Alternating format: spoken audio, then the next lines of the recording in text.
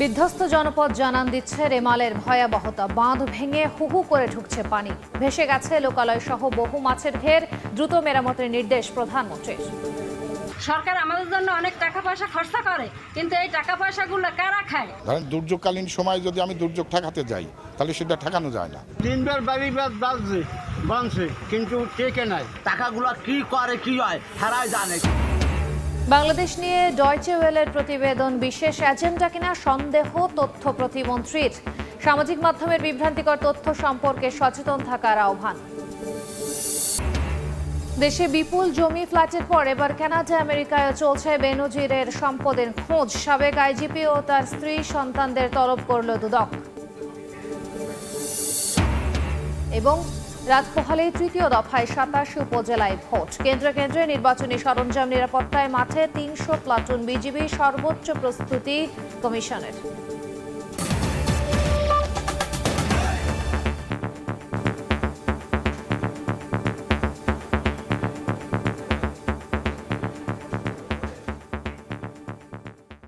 জনপদের সময়ের সঙ্গে আছি আমি খান তাজনিনা হাসান। বিধ্বস্ত জনপদ জানান দিচ্ছে রেমালের ভয়াবহতা। সবখানে কেবলই ঘূর্ণিঝড়ের ক্ষতচিহ্ন।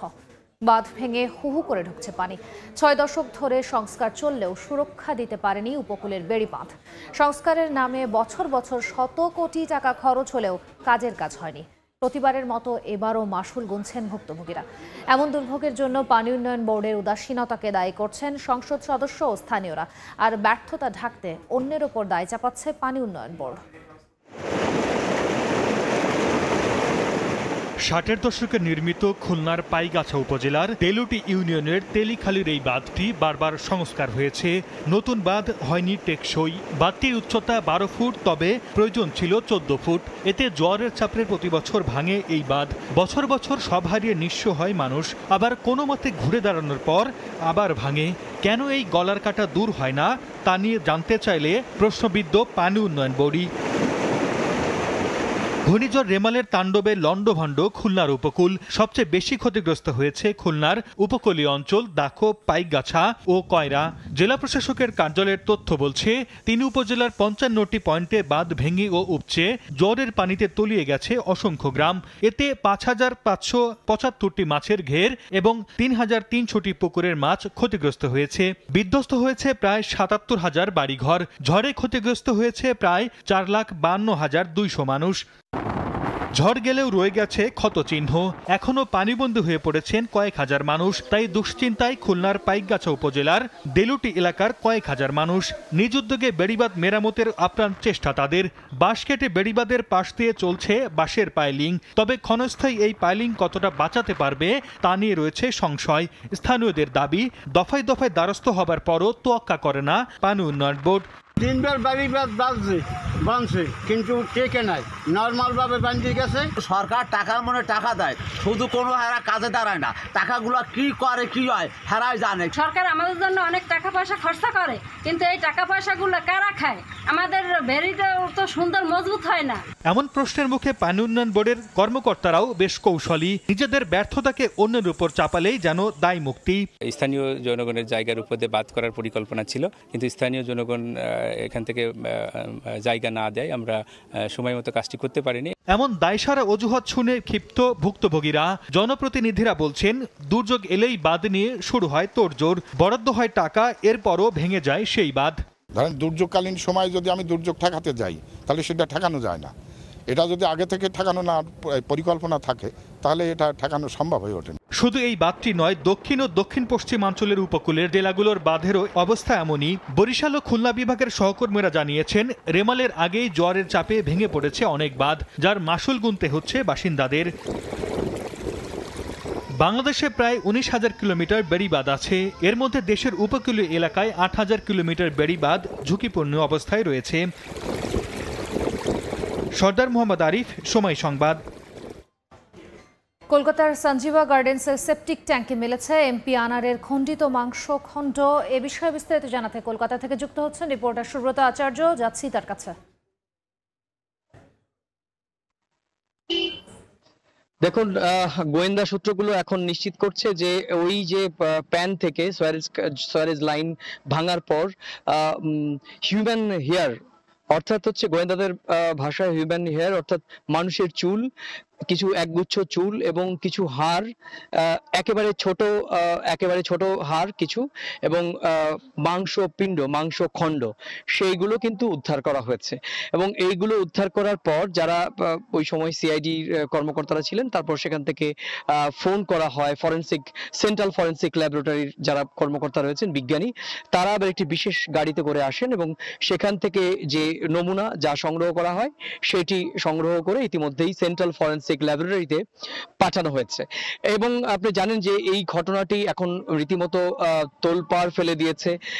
গত কয়েকদিন ধরে এই যে এমপি আনারের দেহাংশ বা দেহের ক্ষুদ্রাংশ কিংবা তার কোনো শরীরের কোনো বিশেষ অংশ খুঁজে পাওয়া যাবে, এই ধরনের একটি আত্মবিশ্বাস আমরা দেখেছি যে ঢাকা থেকে আসা ডিবি প্রধান তিনি বারবারই বলছিলেন। এবং আজকে সকালবেলাও তিনি আমাদের সঙ্গে যখন কথা বলেছেন তখন পরিষ্কার তিনি বলেন যে আজকে সুয়ারেজ যে লাইন সেটি ভাঙার কথা বলা হয়েছে এবং সেই ভাঙলে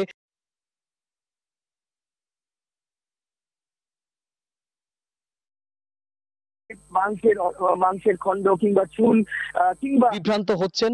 এখনো পর্যন্ত এই সুয়ারেজ এই লাইন থেকে যে মাংসের খণ্ড কিংবা চুল কিংবা হাড়ের যে অংশ সেগুলো যে উদ্ধার করা হয়েছে, সেগুলো যত ফরেনসিক ল্যাবরেটরি ডিএনএ টেস্ট না হওয়া পর্যন্ত কিন্তু কোনোভাবেই অফিসিয়ালি ভাবেই কিন্তু সরকারি পক্ষ থেকে বলবে না যে এইটি এমপি আনারের মৃতদেহের অংশ বা খণ্ডাংশ। কলকাতা থেকে সরাসরি যুক্ত ছিলেন সহকর্মী সুব্রত আচার্য। আবারও ঘূর্ণিঝড় প্রসঙ্গ। টেকসই বাঁধ নির্মাণ না হওয়ায় উপকূল অঞ্চল থেকে যাচ্ছে এই ঝুঁকিতে। এজন্য পানি উন্নয়ন বোর্ডের নজরদারির গাফিলতিকে দায়ী করছেন বিশেষজ্ঞরা। 3 বছর আগে স্থায়ী বাঁধ নির্মাণে সরকার নীতিগত সিদ্ধান্ত নিলেও তা আলোর মুখ না দেখায় অপেক্ষাকৃত দুর্বল ঝড়েই ভেসে গেছে উপকূলের হাজার কোটি টাকার সম্পদ। সিডর আইলা তো বটেই, এমনকি আমফানের থেকেও 100 কিলোমিটার কম গতিতে বাংলাদেশের ওপর দিয়ে চলে গেছে ঘূর্ণিঝড় রিমেল। অতীত অভিজ্ঞতার তুলনায় যাকে মৃদু ঘূর্ণিঝড়ই বলা চলে, অথচ এতেই লণ্ডভণ্ড উপকূল অঞ্চলের 13টি জেলা। বাঁধ ভেঙে ভেসে গেছে 41,000-এর বেশি মাছের ঘের, 4,000-এর বেশি কাঁকড়ার ঘের ও প্রায় 27,000 পুকুর। রিমেল আঘাত হানার 1-2 দিন আগেই জেলায় জেলায় প্রস্তুতি সভা অনুষ্ঠিত হয়, যেখানে পটুয়াখালী পানি উন্নয়ন বোর্ডের নির্বাহী প্রকৌশলী জানান জেলায় 1300 কিলোমিটার বাঁধের মধ্যে 10 কিলোমিটার বাঁধ ঝুঁকিপূর্ণ। তবে দুর্যোগের সময় জিও ব্যাগ ফেলে পরিস্থিতির মোকাবেলা করা যাবে। বাগেরহাট পাউবো জানায় 338 কিলোমিটারের মধ্যে 15 কিলোমিটার অনিরাপদ, সেটিও যথাসময়ে মেরামত করে ক্ষতি কমানো সম্ভব। অথচ রিমাল আঘাত হানার পর দেখা গেল পানি উন্নয়ন বোর্ডের সব কথাই যেন ফাঁকা বুলি। বাঁধ ভেঙে ভেসে গেল হাজার হাজার হেক্টর জমি। আর সরেজমিনে দেখা গেছে বাগেরহাটের মোরেলগঞ্জ, রামপাল ও মোংলা এলাকায় 95 কিলোমিটার এলাকায় বাঁধই নেই। দুর্যোগ বিশেষজ্ঞদের ইঙ্গিত পানি উন্নয়ন বোর্ডের গাফিলতি এবং দুর্নীতির দিকে। এখানে বাজেট ঘাটতির অজুহাত দেওয়ার সুযোগ নেই পাউবোর। এত বড় একটা খরা গেল, তখন তো বাঁধ মেরামতের কাজটা তারা করতে পারতো। কিছু কিছু জায়গা তারা মেরামত করে নাই অথবা ঝুঁকিপূর্ণ ছিল এবং তারা সেটা জানতো। যেহেতু ওই মিটিংয়ে তারা বলেছে 10 জায়গায়, তারা নিশ্চয়ই তার হিসাবে ছিল সেটা সে মেরামত করে নাই কেন? কারণ বলতে পারে যে ছোট ছোট কাজ আমরা করি না, বড় করে ভাঙলে একসাথে কাজ করব। কন্ট্রাক্টরের মুখটা তো অনেক বড়, ওই হাঁয়ের মধ্যে এটা ঢুকবে না, তো তারা এটাও একটা হতে পারে। বিশেষজ্ঞরা বলছেন কনক্রিটের বাঁধ নির্মাণে সরকারের নীতিগত সিদ্ধান্ত আলোর মুখ না দেখায় ঝুঁকিতেই থেকে গেছে উপকূলের মানুষ। আর যেখানে বাঁধ আছে সেখানেও নিয়মিত তদারকি নেই পাউবোর। আপনি শুনলে অবাক হবেন যে বাঁধগুলো হয় বালির বাঁধ, আমাদের মাটিগুলো এঁটেল মাটি না। বছর 3 আগে একটা পরিকল্পনা সরকার শীর্ষ মহলে এটা নেওয়া হয়েছিল, কংক্রিটের স্ল্যাব করে সমস্ত বাঁধগুলোকে, উপকূলবর্তী বাঁধগুলোকে সুরক্ষা করা হবে, কিন্তু সেই জিনিসটা বাস্তবায়ন হয়নি। সরকারি হিসেবে ক্ষতির 700 কোটি টাকা বলা হলেও প্রকৃতপক্ষে ক্ষতির পরিমাণ আরও বেশি মনে করছেন বিশ্লেষকরা। পাউবোর সক্ষমতার ঘাটতি থাকলে স্থানীয়দের সহায়তা নেয়ার কথা বলছেন বিশ্লেষকরা। তাজওয়ার মাহমিদ, সময় সংবাদ। নদীর পাড়ের ঝুঁকিপূর্ণ সব বাঁধ বর্ষার আগেই সংস্কারের নির্দেশ দিয়েছেন প্রধানমন্ত্রী শেখ হাসিনা। সকালে একনেক সভায় ঘূর্ণিঝড় রেমালের ক্ষয়ক্ষতি নিরূপণ করে রোববারের মধ্যে মন্ত্রণালয়ে জানানোর নির্দেশ দিয়েছেন তিনি। সভা শেষে পরিকল্পনা মন্ত্রী জানান, রোহিঙ্গা উন্নয়ন সহ 14,337 কোটি 38 লাখ টাকা ব্যয়ে 11টি প্রকল্প অনুমোদন দিয়েছে একনেক। এদিকে এক সংবাদ সম্মেলনে ওবায়দুল কাদের জানিয়েছেন, ঘূর্ণিঝড়ে ক্ষতিগ্রস্ত এলাকা পরিদর্শনে বৃহস্পতিবার পটুয়াখালী যাবেন প্রধানমন্ত্রী শেখ হাসিনা। প্রাকৃতিক দুর্যোগে বারবার ক্ষতির মুখে পড়ছেন দক্ষিণ পশ্চিমাঞ্চলের চিংড়ি চাষিরা। ঘূর্ণিঝড় রেমালের জলোচ্ছ্বাসে ভেসে গেছে বাগেরহাটের 35,000 মাছের ঘের।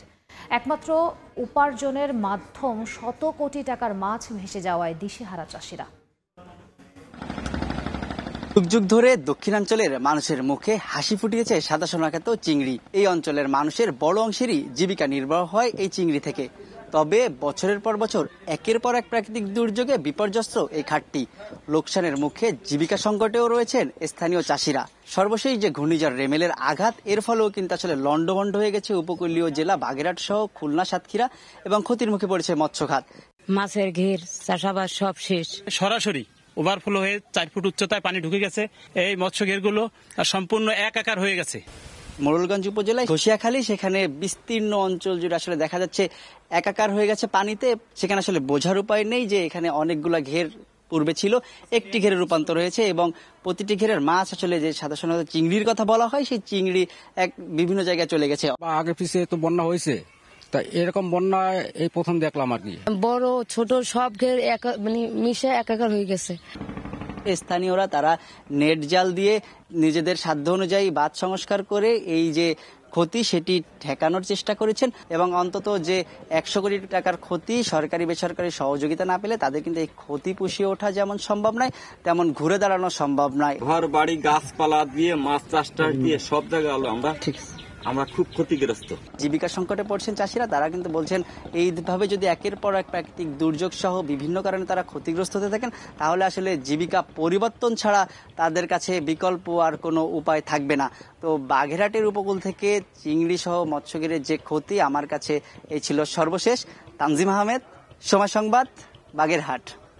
জাতিসংঘে বাংলাদেশের শান্তিরক্ষী ও মানবাধিকার নিয়ে জার্মান গণমাধ্যম ডয়চে ওয়েলের তথ্যচিত্র কোনো এজেন্ডার অংশ কিনা তা নিয়ে সন্দেহ প্রকাশ করেছেন তথ্য ও সম্প্রচার প্রতিমন্ত্রী। সামাজিক মাধ্যমের বিভ্রান্তিকর তথ্য সম্পর্কে সচেতন থাকার আহ্বান জানিয়েছেন তিনি। সকালে রাজধানীর আগারগাঁওয়ে এক কর্মশালায় গাজায় ইসরায়েলের মানবাধিকার নিয়ে প্রতিবেদন করে ডয়চে ওয়েলেকে নিজেদের নিরপেক্ষতা প্রমাণের তাগিদ দিয়েছেন তিনি। বাংলাদেশ সেনাবাহিনী, র্যাপিড অ্যাকশন ব্যাটালিয়ন র্যাব ও জাতিসংঘ শান্তিরক্ষা বাহিনীতে বাংলাদেশের সশস্ত্র বাহিনীর সদস্যদের নিয়ে সম্প্রতি জার্মান ভিত্তিক গণমাধ্যম ডয়েচে ভেলের তথ্যচিত্র নিয়ে প্রশ্ন উঠেছে নানা মহলে। একপেশে পক্ষপাতমূলক প্রতিবেদনের বড় একটি অংশ জুড়েই ছিল নির্ভরযোগ্য তথ্য উপাত্ত ছাড়া উদ্দেশ্যমূলক ধারা বর্ণনা। এতে সাংবাদিকতার নীতি নৈতিকতা কতটা মানা হচ্ছে প্রশ্ন উঠেছে তা নিয়ে। 2009 সালে শ্রীলঙ্কায় তামিল বিদ্রোহ দমনের ছবি দেখিয়ে অবতারণা করা হয়েছে নানা প্রসঙ্গের। আর এটি শান্তিরক্ষা মিশনে বাংলাদেশের সেনা পাঠানো বন্ধ করতে নতুন কোনো তৎপরতা কিনা এমন সংশয় সামনে আসছে। প্রতিবেদনটি নিয়ে সেনা সদরের প্রতিবাদের পর মুখ খুলেছেন স্বয়ং সেনাবাহিনী প্রধানও। ডয়েচে ভেলের রিপোর্ট উদ্দেশ্যমূলক উল্লেখ করে সেনাপ্রধান পাল্টা প্রশ্ন রাখেন, বাংলাদেশ সেনাবাহিনী মানবাধিকার লঙ্ঘন করেছে এমন উদাহরণ দিতে পারবে কি কেউ?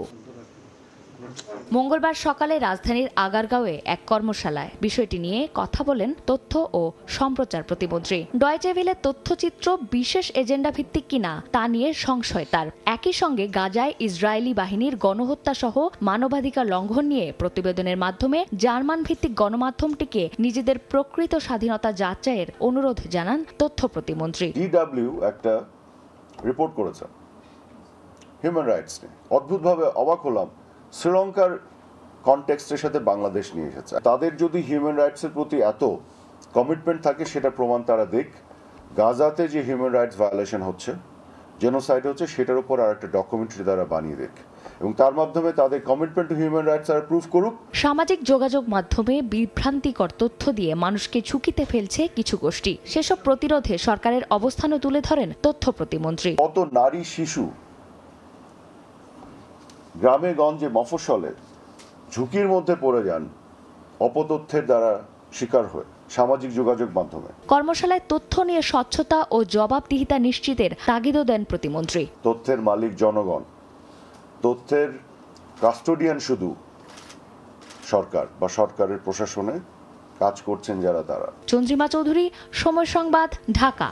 অবৈধ সম্পদ অর্জনের অভিযোগে জিজ্ঞাসাবাদের জন্য সাবেক আইজিপি বেনজির আহমেদকে 6 জুন তলব করেছে দুদক। আরও 9 জন তার স্ত্রী ও সন্তানদের তলব করা হয়েছে। সংস্থাটি আইনজীবী জানিয়েছে, দেশে বিপুল জমি ফ্লাইটের পর এবার কানাডা, আমেরিকাতেও বেনজির আহমেদের সম্পদের খোঁজ করছে দুদক। এরই মধ্যে তার এবং তার পরিবারের 621 বিঘা সম্পত্তি জব্দের প্রক্রিয়া শুরু করেছে দুদক। এছাড়া তাদের ব্যাংক ও শেয়ার বাজারের হিসাব জব্দ করেছে। রাত পোহালেই ষষ্ঠ উপজেলা পরিষদ নির্বাচনে তৃতীয় ধাপে 27টি উপজেলায় ভোট গ্রহণ। এর মধ্যে কেন্দ্রে কেন্দ্রে পৌঁছানো হয়েছে ভোটের সরঞ্জাম। মঙ্গলবার সকালে নির্বাচনী সামগ্রী নিতে যান প্রিজাইডিং কর্মকর্তারা। সেই সঙ্গে নিজেদের দায়িত্বও বুঝে নেন নির্বাহী ম্যাজিস্ট্রেট সহ আইন শৃঙ্খলা রক্ষাকারী বাহিনী। নির্বাচন অবাধ, সুষ্ঠু ও নিরপেক্ষ করতে বদ্ধপরিকর প্রশাসন। এদিকে রেমালে ক্ষয়ক্ষতির কারণে 21 উপজেলায় নির্বাচন স্থগিত করে নির্বাচন কমিশন। এই পর্যায়ে শীর্ষ সংবাদগুলো জানিয়ে দিচ্ছি আরেকবার।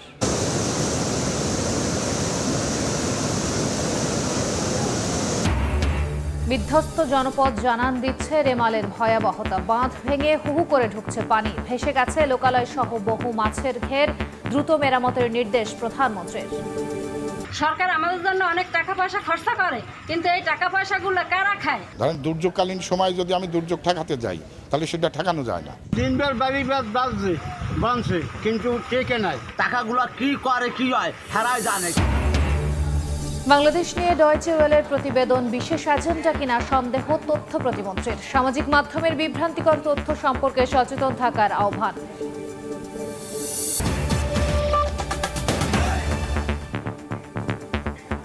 এই ছিল জনপদের সময়। রাতের সময় নিয়ে ফিরছি কিছুক্ষণ পর, সঙ্গেই থাকুন সময়।